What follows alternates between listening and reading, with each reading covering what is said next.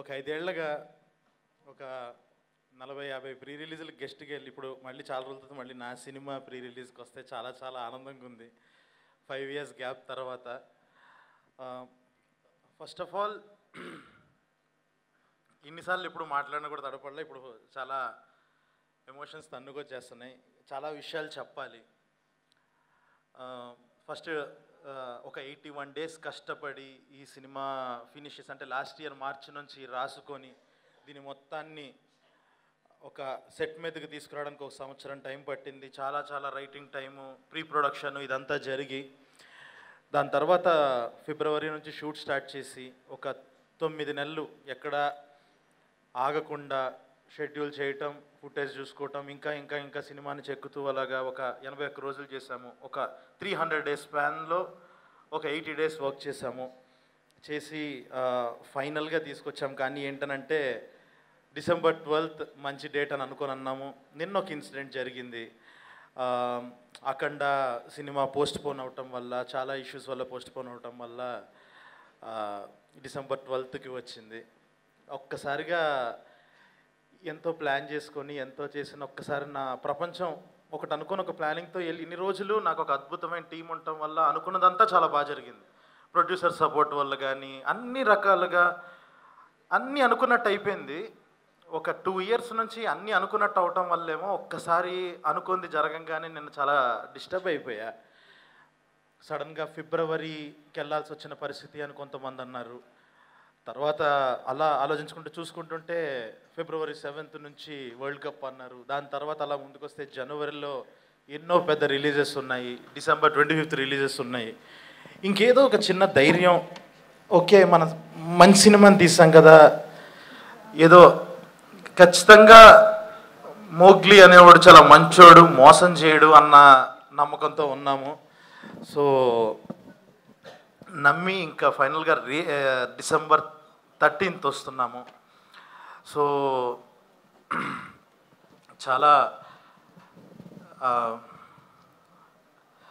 చాలా కష్టపడి చేశాము ఈ సినిమా. అండ్ నేను నా టీం గురించి ఒక్కళ్ళకి నేను చెప్పేది ఏంటంటే ప్రతి ఒక్కళ్ళకి ఎవరైనా నెక్స్ట్ డైరెక్టర్స్ కానీ ఎవరైనా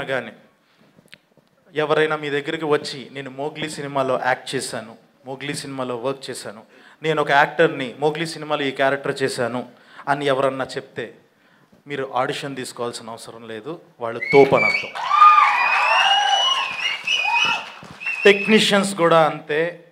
ఇది వాళ్ళ తరపున నేను ఇస్తున్న హామీ. ఇది ప్రతి ఒక్క టెక్నీషియన్ అంటే కెమెరా డిపార్ట్మెంట్ కానీ డైరెక్షన్ డిపార్ట్మెంట్ కానీ ఒక కత్తులు ఒక 100 కత్తులు వేసుకుని తిరిగా నేను రంపచోడవరంలో ఒక్కొక్కళ్ళు అడవిలో తిరిగా నేను. వీళ్ళతో ఒక్కొక్క టాలెంటు ఎంతెంత టాలెంట్ అంటే నాకు ఎంత సపోర్టివ్గా అంత చాలా కష్టమైన కండిషన్స్లో ఒక్కొక్కళ్ళు ప్రాణం పెట్టేసేసారు ఈ సినిమాకి. సో అంటే జనరల్గా ఒక నిజంగా ఏదో సింపతి తెచ్చుకోవాలనో ఏదో ఒక కష్టం గురించి మాట్లాడాల్సిన అవసరం వస్తుంది. ఒకటైతే గర్వంగా చెప్పగలను, ఈ సినిమా కంటెంట్ గురించే మాట్లాడతాము.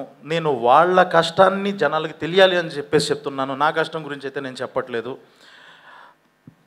5 ఏళ్ళు అయ్యింది. అంటే ఒక సినిమా తీసాము అనుకున్నట్టు ఆడలేదు, దానివల్ల గ్యాప్ వచ్చింది అంటాం ఒక లెక్క. బ్లాక్ బస్టర్ కొట్టి గ్యాప్ రావడం ఇంకొక లెక్క. నాకు అదే ఎక్స్పీరియన్స్ అయ్యింది. ఇంకా కలర్ ఫోటోకి ఆ రెస్పాన్స్ వచ్చిన తర్వాత దాని తర్వాత నేను ఫెయిల్యూర్ వల్ల ఇంట్లో కూర్చోలేదు, సక్సెస్ వల్ల కూర్చున్నాను. అది చాలా పెయిన్ఫుల్ థింగ్. అది ఒకటైతే అర్థమైంది ఈ సినిమా తీసేటప్పుడు, ఒకటైతే మీరు నమ్మచ్చు, హిట్ కొడితేనే 5 ఏళ్ళు ఇంట్లో కూర్చుంటున్నాడు అని ఒకటి రియలైజ్ అయ్యాడు. సినిమా కొంచెం అటు ఇటు అయితే ఆడు ఇంకొక 15 ఏళ్ళు ఇంట్లోనే కూర్చునే పరిస్థితి వస్తుందని ఆడికి తెలుసు. ఆడు తీసిన సినిమా మోగ్లీ. ఇది అస్సలు దారి తప్పదు, ఒళ్ళు దగ్గర పెట్టుకొని తీశాడు. 1% కూడా మిస్ అవ్వదు. అండ్ నా టెక్నీషియన్స్ గురించి చెప్పాలి. ఫస్ట్ నేను ఒక జనవరి వరకు నేను జస్ట్ లైక్ పేపర్ మీద మొత్తం రోజు స్క్రిప్ట్ చదువుకొని ఒక సందీప్ రాజ్ సినిమాని రాసుకొని పెట్టుకొని ఒక సందీప్ రాజ్ స్క్రిప్ట్ చదివాను. ఫిబ్రవరి నుంచి నవంబర్ వరకు మా రమామారుతి తీసిన సినిమా చూశాను నేను. ఎందుకనంటే తనుండి ఒక క్రాఫ్ట్తో తన సినిమాను ఒక లెవెల్లో చెక్కాడు తను. సో ఫిబ్రవరి నుంచి నవంబర్ వరకు నేను రమామారుతి సినిమా చూశాను. గత వారం రోజులుగా కాలభైరవ తీసిన సినిమా చూశాను నేను తన మ్యూజిక్తో. ఈ సినిమా ఓఎస్టీ ఇంకొక సంవత్సరం ఆపకుండా వింటారు, ఇదైతే నేను ప్రామిస్ చేస్తున్నాను ఖచ్చితంగా. భైరవ్ అనేవాడు నాకు ఒక బిగ్గెస్ట్ స్ట్రెంగ్త్. సినిమా మొత్తాన్ని వేరే లెవెల్కి తీసుకెళ్ళిపోయాడు. సో ఈరోజు తనకి పొద్దున్న మార్నింగ్ 6 o'clock వరకు మాకు వర్క్ జరుగుతుండటం వల్ల రాలేకపోయాడు ఫుల్ ఫీవర్తో. So Bhairava, thank you so much Bhairava. And actors విషయంకి వచ్చేసేటప్పటికి ఫస్ట్ నేను హర్ష గురించి చెప్పాలి. హర్ష అనేవాడు ఈ సినిమాలో అసలు యాక్ట్ చేయలేదు. ఎందుకనంటే నేను చూసిన హర్ష, నాకు మాత్రమే తెలిసిన హర్షకి బంటి అన్న పేరు పెట్టి ఇందులోకి తీసుకొచ్చాను. పర్ఫార్మెన్స్ ఇచ్చాడు వాడి అమ్మ. బంటి మామూలుగా ఇవ్వలేదు.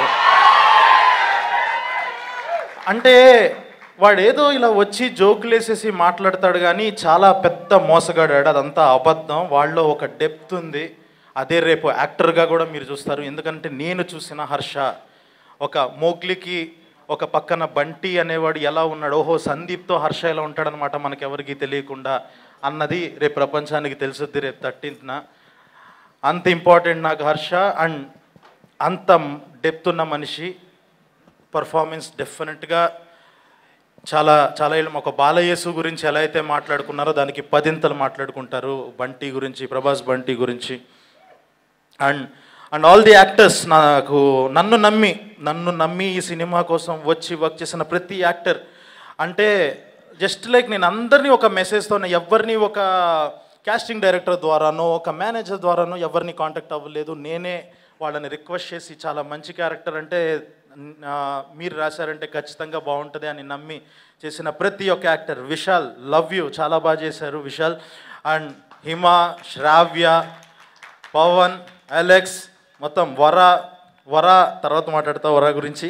సో ఇలా ప్రతి ఒక్కళ్ళు అందరూ నమ్మి వచ్చి చాలా ది బెస్ట్ పర్ఫార్మెన్సెస్ ఇచ్చారు. వాళ్ళందరికీ థ్యాంక్ యూ సో మచ్.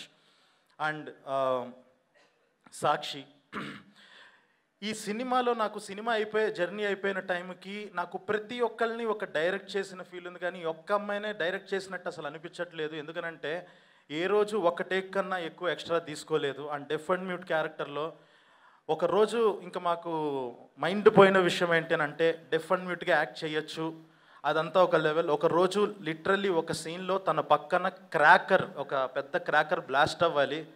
ఆ బ్లాస్ట్ అయ్యేటప్పుడు ఇలా రియాక్ట్ అవ్వటం మన హ్యూమన్ మెంటాలిటీ అది. తను కెమెరా ముందు దానికి కూడా చలించకుండా డెఫ్గా యాక్ట్ చేసింది. క్రాకర్ బ్లాస్ట్కి కూడా రియాక్ట్ అవ్వకుండా మామూలు విషయం కాదు అది. Fantastic performer. ఒక స్టార్ హీరోయిన్ని చూడబోతున్నారు వితిన్ 5 to 10 yearsలో. You are going to see a star.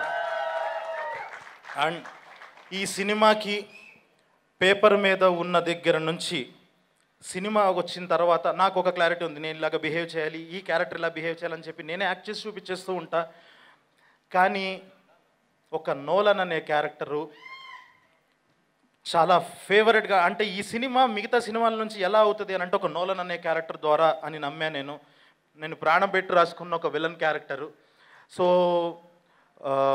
అలా వెతుకుతూ ఉంటే అప్పుడు సడన్గా ఇంకా నిజంగా సరోజ్ గారు ఎప్పుడైతే ఈ ప్రాజెక్ట్లోకి దిగారో, రిక్వెస్ట్ చేసి మీరు చేయాలి దిగారో, ఆయన వచ్చి పర్ఫార్మెన్స్ చేయడం స్టార్ట్ చేశాక అర్థమైంది ఇది విలన్ కాదు, యాంటీ హీరో. నిజంగానే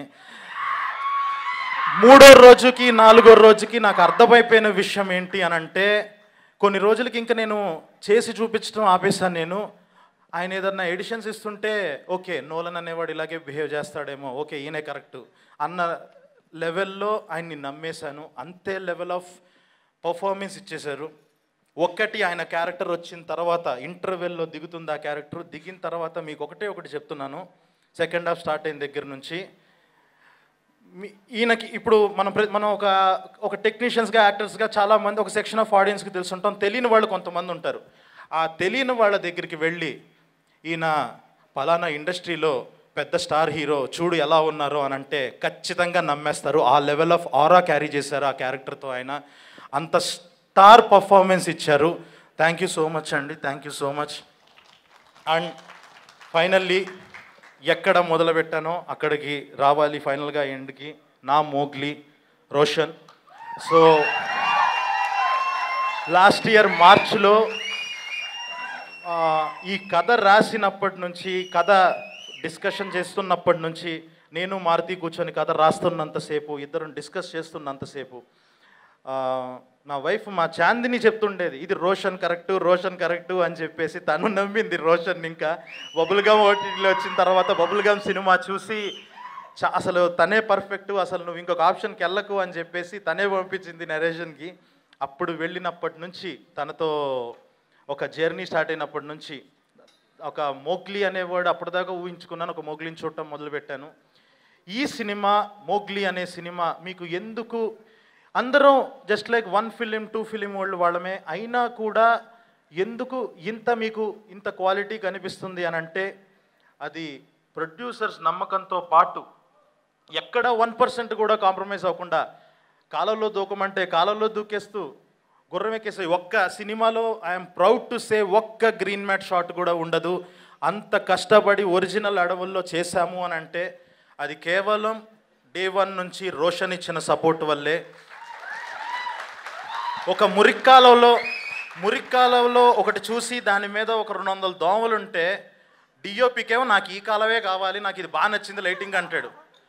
దిగమంటే దిగుతాడు, పక్కకి వెళ్తాడు, దోమలు తోలుకుంటాడు, నీళ్ళల్లోకి దిగాడు, తలతో సహా తల మునిగిపోయేంత వరకు దిగి ఒక 10 సెకండ్స్ హోల్డ్ చేసి యాక్షన్ చెప్తే నీళ్ళల్లో వినపడదు, యాక్షన్ చెప్తే వినపడదు కాబట్టి నువ్వు నీళ్ళల్లోకి దిగి 10 సెకండ్స్ లెక్క పెట్టుకొని లెగు అని అంటే లేచాడు, మురిక్కల్లో తిరిగాడు, చెట్లు ఎక్కాడు, పొట్లు ఎక్కాడు, దూకాడు, ఇంకా ఇష్టం వచ్చినట్టు. అంటే మనం నో చెప్పకూడదేమో ఇలా డైరెక్టర్ అడిగినప్పుడు అన్నట్టు బిహేవ్ చేశాడు, ప్రాణం పెట్టేశాడు.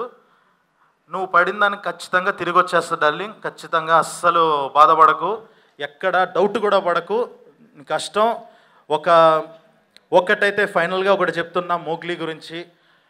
ఇందులో ఉన్న నాకు దొరికిన అదృష్టం, నాకున్న యాక్టర్స్ ఒకటి చెప్తున్నా గర్వంగా, 5 ఇయర్స్ తర్వాత మోగ్లీ సినిమా ఒక క్రేజీ మల్టీ స్టారర్ లాగా మీకు కనిపిస్తుంది. అలాంటి యాక్టర్స్ దొరికారు నాకు.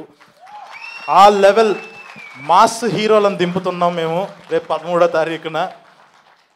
అండ్ మిగతా technicians and Krishna thank you so much. IRS song అంత అద్భుతంగా ఇచ్చినందుకు. ఫస్ట్ టైం ఇలాగ నాకు ఒక సెట్ సాంగ్ కొరియోగ్రాఫర్తో వర్క్ చేయడం, thank you for the experience. And విశ్వ సార్, ఇందాక నేను చెప్పినట్టుగానే ఇలాంటి సినిమా ఒక్క సినిమా తీసిన వాళ్ళే అందరూ, నేను కానీ రోషన్ కానీ ఇలాగా అందరం ఒక వెరైటీ కాస్టింగ్తో వెళుతూ ఏదో ఒక కొత్తగా ఆలోచించాలని చెప్పేసి అందరినీ తీసుకొచ్చుకున్నాము. కానీ ఏంటనంటే ఈ సినిమా యొక్క కథను నమ్మి ఈ లెవెల్ ఆఫ్ స్కేల్ ఉంది ఈ సినిమాలో అని చెప్పి నమ్మి దానికి ఏ రోజు నో చెప్పకుండా ఫస్ట్ నుంచి మమ్మల్ని ఎంకరేజ్ చేసి ఇక్కడ వరకు తీసుకొచ్చిన విశ్వ సార్, థ్యాంక్ యూ సార్. మళ్ళీ చెప్తున్నాను సార్, లైఫ్ లాంగ్ రుణపడి ఉంటాను sir. Thank you so much sir.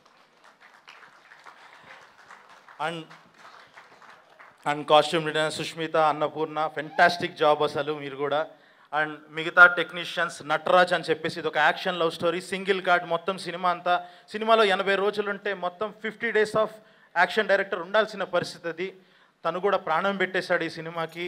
డెఫినెట్గా ఈ సినిమా ఫైట్స్ గురించి స్పెషల్గా మాట్లాడుకుంటారు, ఎందుకంటే నేను వేరే జోన్ ఆఫ్ సినిమా తీద్దాం అనుకున్నాండి. ఒక జెన్యున్గా ఒక యాక్షన్ లవ్ స్టోరీ తీయాలి అని అనుకున్నప్పుడు నేను ఫైట్స్ ఏదో మామూలుగా ఇలాంటి వాళ్ళతో ఒక క్రేజీ యాక్టర్స్తో చేస్తున్నప్పుడు డిషుమ్ ఫైట్లు ఉండకూడదు, ఏదో చెయ్యాలి, ఒక కసితో చేయాలి అన్నట్టు తను కూడా అలాగే ప్రాణం పెట్టి చేశాడు Nataraj.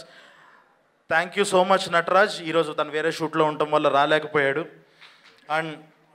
And Rana sir, sorry ఎక్కువ టైం తీసేసుకుంటున్నాను. సో రాణా సార్తో జర్నీ ఏంటంటే నిన్న మీరు ఇచ్చిన స్పీచ్కి సీక్వెల్ ఇది. సో నెంబర్ 1 యారీ, ఐఫా వీటన్నిటికీ నేను వెనకాల రైటర్గా ఉంటూ చాయ్ బిస్కెట్ టీంలో ఒక భాగంగా సార్తో మంచి జర్నీ చేయటం జరిగింది. Thank you so much sir. ఇప్పుడు మీరు రావటం చాలా చాలా ఆనందంగా ఉంది. అండ్ ఈ కథ రాసిన తర్వాత ఫస్ట్ విన్న వ్యక్తి మారుతి గారు.